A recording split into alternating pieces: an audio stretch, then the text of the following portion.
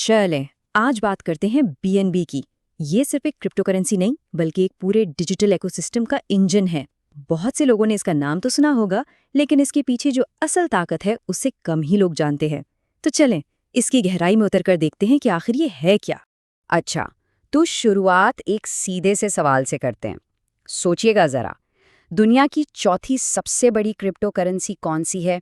इसका जवाब शायद कुछ लोगों को हैरान कर दे, और यहीं से हमारे आज के मौजू की अहमियत भी वाज़ेह हो जाती है।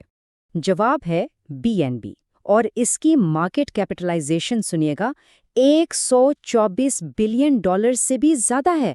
ये इतनी बड़ी रकम है कि कई बड़ी बड़ी कंपनियों से भी ज़्यादा है। इससे साफ पता चलता है कि डिजिटल असासों की दुनिया में बीएनबी कोई छोटा मोटा प्लेयर नहीं, बल्कि एक बहुत बड़ा खिलाड़ी है। तो सबसे पहले ये समझने की कोशिश करते हैं कि आखिर बीएनबी है क्या चीज़। देखें, अगर बिल्कुल आसान लफ्ज़ों में समझें तो बीएनबी सिर्फ एक कॉइन नहीं है। इसको आप एक पूरे डिजिटल इकोसिस्टम का फ्यूल यानी कि ईंधन समझ लें। ये बीएनबी चेन के पूरे वेब 3 माहौल को चलाता है। वेब 3 यानी इंटरनेट का वो नया दौर जहां कंट्रोल बड़ी कंपनियों के बजाय आम लोगों के हाथ में होता है। तो सवाल ये है कि ये करता क्या है। अच्छा, बीएनबी के कई अहम रूल्स हैं। पहला, ये बीएनबी स्मार्ट चेन पर होने वाली तमाम ट्रांजैक्शंस को पावर देता है। दूसरा, जिनके पास बीएनबी है उन्हें गवर्नेंस में यानी प्लेटफॉर्म के अहम फैसलों में हिस्सा लेने का मौका मिलता है। फिर ये नए और तेज प्लेटफॉर्म्स जैसे ओपीबीएनबी और बीएनबी ग्रीनफील्ड को भी सपोर्ट करता है। तो देखा, ये सिर्फ एक डिजिटल सिक्का नहीं, बल्कि पूरे सिस्टम को चलाने वाली चाबी है। चले अब थोड़ा पीछे चलते हैं और देखते हैं कि बीएनबी की कहानी शुरू कहाँ से हुई। ये एक मामूली से टोकन से एक इतना बड़ा इकोसिस्टम बना कैसे। इसका सफ़र शुरू हुआ 2017 में। तब ये सिर्फ एक एक्सचेंज टोकन था जिसका काम था ट्रेडिंग फीस में डिस्काउंट देना, बस। लेकिन फिर 2019 में एक बहुत बड़ा टर्निंग पॉइंट आया।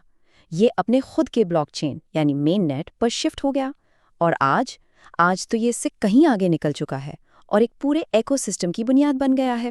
और बीएनबी के पीछे एक बहुत सादा लेकिन पावरफुल फलसफा है, बिल्ड एंड बिल्ड, यानी बस बनाते जाओ, बेहतर करते जाओ। यही वो सोच है जिसने इसे एक छोटे से टोकन से इतना बड़ा इकोसिस्टम बना दिया, और इसी वजह से ये मुसलसल आगे बढ़ रहा है। अच्छा, अब बीएनबी के एक सबसे दिलचस्प फीचर की बात करते हैं, जिसे कहते हैं ऑटो बर्न। ये एक ऐसा प्रोसेस है जिसका सीधा असर इसकी सप्लाई और हाँ, इसकी कीमत पर पड़ता है।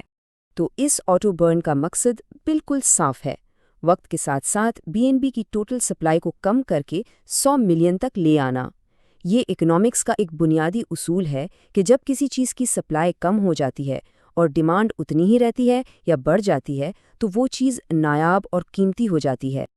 और ये प्रोसेस पूरी तरह से ऑटोमैटिक और ट्रांसपेरेंट है, यानी हर 3 महीने बाद सिस्टम खुद ब खुद बीएनबी की मार्केट प्राइस और नेटवर्क पर कितनी एक्टिविटी हुई है, इसकी बुनियाद पर कैलकुलेट करता है कि कितने कॉइन्स को बर्न करना है या सर्कुलेशन से निकालना है। इसका सबसे बड़ा फ़ायदा ये है कि ये किसी एक इंसान के कंट्रोल में नहीं है, और हर कोई पहले से अंदाज़ा लगा सकता है कि क्या होने वाला है। बातें तो अपनी जगह, लेकिन नंबर्स कभी झूठ नहीं बोलते। चले अब इसकी ग्रोथ को आदाद-ओ-शुमार की नज़र से देखते हैं। ज़रा इसकी प्राइस जर्नी पर एक नज़र डालें। 2017 में इसकी कीमत 10 सेंट से भी कम थी, और इसकी ऑल टाइम हाई $1370 से भी ऊपर चली गई। ये जो नाकाबिले यकीनी इजाफा है, ये इसकी ज़बरदस्त ग्रोथ की कहानी सुनाता है। और यहाँ एक और बहुत अहम बात है, बीएनबी की जितनी मैक्स सप्लाई है वो सब की सब पहले से ही मार्केट में है। इसका सीधा मतलब ये है कि अब कोई नए बीएनबी कॉइन्स नहीं बनेंगे। और जब इसको हम ऑटो बर्न के साथ मिलाकर देखते हैं तो पता चलता है कि सप्लाई सिर्फ कम होगी, बढ़ेगी नहीं। यही इसके टोकनॉमिक्स यानी इसके इकोनॉमिक डिज़ाइन का सबसे मजबूत पहलू है। तो इन सब बातों को जोड़कर देखें तो हम वापस उसी मरकज़ी ख्याल पर आते हैं जिससे हमने शुरुआत की थी, कि बीएनबी का असल काम एक बहुत बड़े डिजिटल इकोसिस्टम को पावर देना है। और यही वो पॉइंट है जहां बीएनबी की असल वैल्यू सामने आती है। ये इस पूरे सिस्टम का ईंधन है। यही बीएनबी स्मार्ट चेन, ओपीबीएनबी और ग्रीनफील्ड जैसे अहम हिस्सों को चलाता है, जिनके ऊपर हजारों डिजिटल ऐप्स और टोकन्स काम कर रहे हैं। इस फ्यूल के बगैर ये पूरी की पूरी मशीनरी रुक जाएगी, काम ही नहीं कर सकती।